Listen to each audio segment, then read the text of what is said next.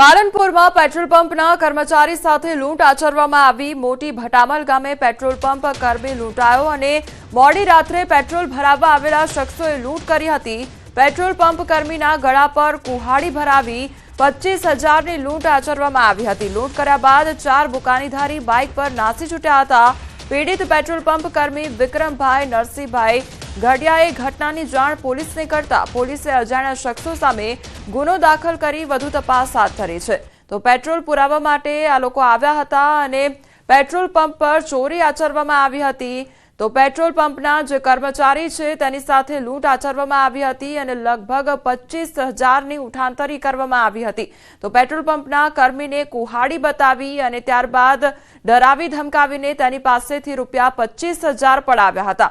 સંવાદદાતા કિશોર અમારી સાથે જોડાઈ ગયા છે। કિશોર, રાત્રિના સમયગાળા દરમિયાન પેટ્રોલ પંપ પર ચોરી કરવામાં આવી, ડરાવી ધમકાવીને ચોરીને અંજામ આપવામાં આવ્યો, શું અપડેટ?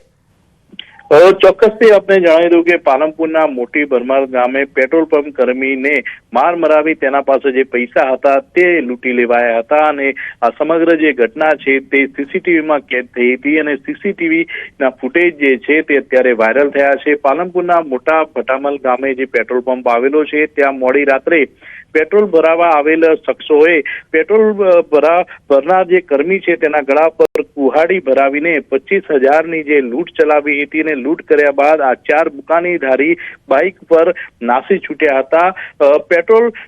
પેટ્રોલ પંપના જે કર્મી છે વિક્રમભાઈ નરસિંહભાઈ ઘડિયાએ આ ઘટનાની જાણ પોલીસને કરતા પોલીસે અત્યારે તો અજાણ્યા ઈસમો સામે સીસીટીવી ફૂટેજના આધારે વધુ તપાસ હાથ ધરી છે। કોમલ જી કિશોર, સમગ્ર માહિતી બદલ આપનો આભાર। ઉના શહેરની ગલીઓમાં સિંહણના આટાફેરા જોવા મળ્યા છે અને જસરાજ ટાઉનશીપમાં સિંહણના આટાફેરા જોવા મળ્યા। રાત્રિ દરમિયાન સિંહણે સોસાયટીમાં લટાર મારી સિંહણના આટાફેરાથી લોકોમાં ફફડાટ ફેલાયો છે।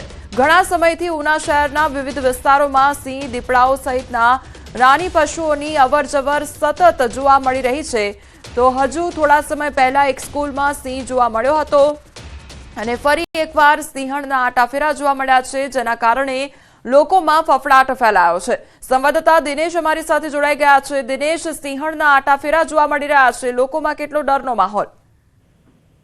જી બિલકુલ કમલ, ખાસ કરીને ઉના શહેરની અંદર છેલ્લા 1-2 મહિનાથી દીપડાઓ અને સિંહો છે તેમના આટાફેરા જોવા મળી રહ્યા છે। ખાસ કરીને થોડા દિવસો પહેલા એક શાળા છે તેમના કમ્પાઉન્ડમાં સિંહણ ઘૂસી ગઈ હતી અને થોડા દિવસો પહેલા 1-2 દીપડાઓ છે તેમના પણ સીસીટીવી સામે આવ્યા હતા। જોકે આ પ્રકારના વન્ય પ્રાણીઓને અવરજવરને લઈ અને ઉના શહેરના જે લોકો છે તેમાં ક્યાંક ને ક્યાંક ભય ફેલાયેલો છે। લોકોની માંગ હવે ઉઠી છે કે આ જે વન્ય પ્રાણીઓ છે તેમને ગીર જંગલની અંદર ખેદરવામાં આવે। કોમલ જી દિનેશ, સમગ્ર માહિતી બદલ આપનો આભાર।